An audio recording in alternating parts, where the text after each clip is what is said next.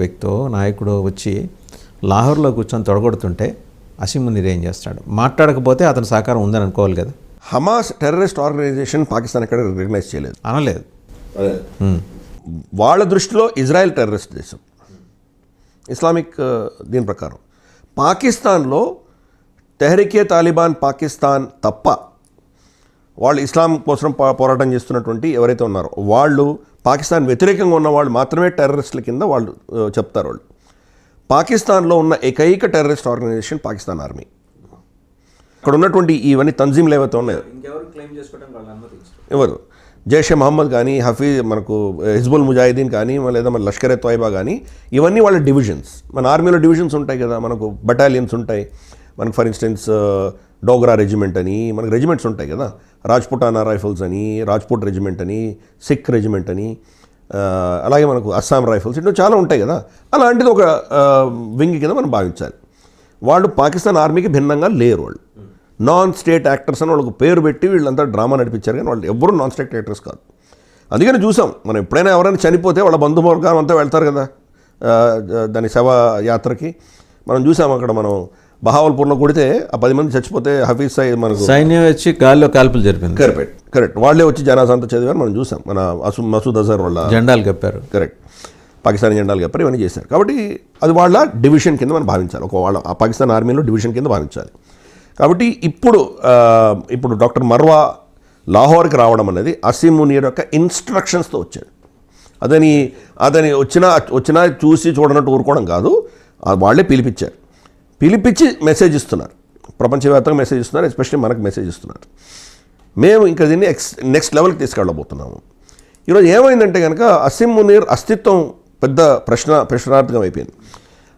అందుకనే ఇవన్నీ కూడా 27th అమెండ్మెంట్ తీసుకురావడం, మొత్తం యావజ్జీవం తను ఎవరు ప్రశ్నించలేరు అన్నటువంటి పరిస్థితి తీసుకురావడము, ఫీల్డ్ మార్షల్ అవ్వడము, ఇవన్నీ ఎందుకంటే చాలా భయంతో ఉన్నాడు అతను.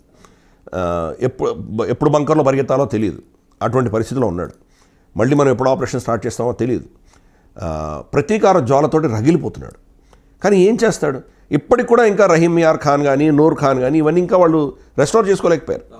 11 ఎయిర్ బేసెస్లో 3-4 ఎయిర్ బేసెస్ ఇప్పుడు కూడా ఇంకా రెస్టోర్ చేయలేదు.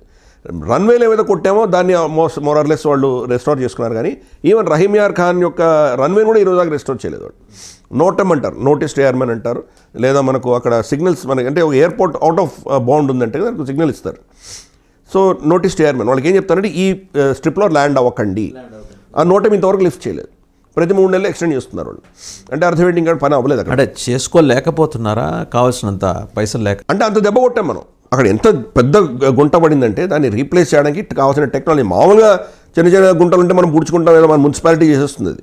కానీ ఇది మిలిటరీ బేస్డ్ రన్వే కావాలన్నప్పుడు దానికి ఉండవలసినటువంటి ప్రోటోకాల్స్, దానికి ఉండవలసినటువంటి కాంక్రీట్ స్ట్రక్చర్స్ అవన్నీ సమయం పడుతుంది. అది టెండర్స్ అవి ఇష్యూ చేశారు, గ్లోబల్ టెండర్స్ ఇష్యూ చేశారు, అవన్నీ చేస్తున్నారు.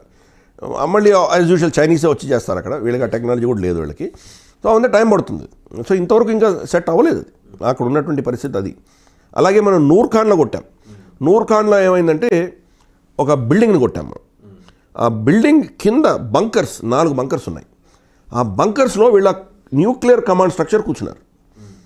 అంటే మనకు న్యూక్లియర్ బాంబ్ అంటే ఏదో చిన్న దీపావళి టపాకా అలాంటిది కాదు అది.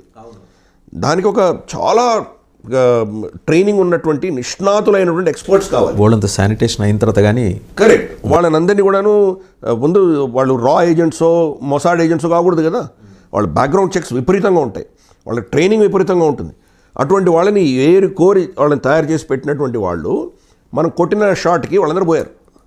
ఈరోజు పాకిస్తాన్ న్యూక్లియర్ అటాక్ చేయాలంటే న్యూక్లియర్ అటాక్ చేసేటువంటి సిబ్బంది లేరు వాళ్ళ దగ్గర, పర్సనల్ లేరు, వాళ్ళని కొట్టాం. న్యూక్లియర్ బాంబ్ పోతే ఇంకో న్యూక్లియర్ బాంబ్ వస్తుంది. Those who are technically sound in that particular area వాళ్ళు లేరు. ఎవరిని పిలిపించుకోవాలి కొత్తగా అంటే చాలా పెద్ద ఉంటారు, ఒక 100 మంది ఉంటారు, దాంట్లో మనం 30-40 మందిని కొట్టాం మనం. సో సిగ్నిఫికెంట్గా వాళ్ళని మనం తగ్గించేసాం, వాళ్ళ కెపాసిటీని తగ్గించేసాం మనం. తర్వాత మనం చూస్తే కనుక ఆ శవాలను కూడా బయటికి తీయలేదు వాళ్ళు. ఎందుకంటే శాటిలైట్ ఇమేజ్లో మనం వాచ్ చేస్తున్నాం కదా, దాని మీద బుల్డోజర్ పెట్టేశారు వాళ్ళు. అంటే ఎంత కిరాతకమైన దేశం అర్థం చేసుకోవచ్చు. వాళ్ళ కోసం పనిచేసిన వాళ్ళ దేశం కోసం బలిదానం ఇచ్చిన వాళ్ళకు కూడా రికగ్నైజ్ చేయనటువంటి దేశం ఒక దేశమా? సో అది పరిస్థితి. అందుకని అసీం మునీర్ అంత భయంతో ఉన్నాడు. ఎప్పుడు ఏ కోర్ కమాండర్ తనకు వ్యతిరేకంగా విద్రోహం తీసుకొచ్చి అతను ఏం చేస్తాడో అన్న భయంతో ఉన్నాడు. కానీ ఇప్పుడు ఒక చిన్న టెక్నికల్ ఇష్యూ ఉంది, అది మరి ఇది ఎప్పుడు రిజాల్వ్ అవుతుందో నాకు తెలియదు. 27 నవంబర్ ఆయన టర్మ్ అయిపోయింది. ఈ ఫీల్డ్ మార్షల్గా ఉన్నాడు, కానీ మన పార్లమెంట్లో అదే వాళ్ళ నేషనల్ అసెంబ్లీలో అమెండ్మెంట్ చేశారు కదా సార్, చేశారు. దానికి నోటిఫికేషన్ ఇష్యూ చేయాలి. ఆయన చీఫ్ ఆఫ్ డిఫెన్స్ స్టాఫ్ కింద సిడిఎస్ కింద ఆయన అపాయింట్ చేయాలి. వాళ్ళు కమాండర్ ఆఫ్ డిఫెన్స్ ఫోర్సెస్ అని కమాండర్ ఆఫ్ డిఫెన్స్ సిడిఎఫ్ అని పెట్టుకున్నారు. సో ఆ సిడిఎఫ్ నోటిఫికేషన్ రాలేదు, ఇంకా అయిపోయింది, గడువు దాటిపోయింది.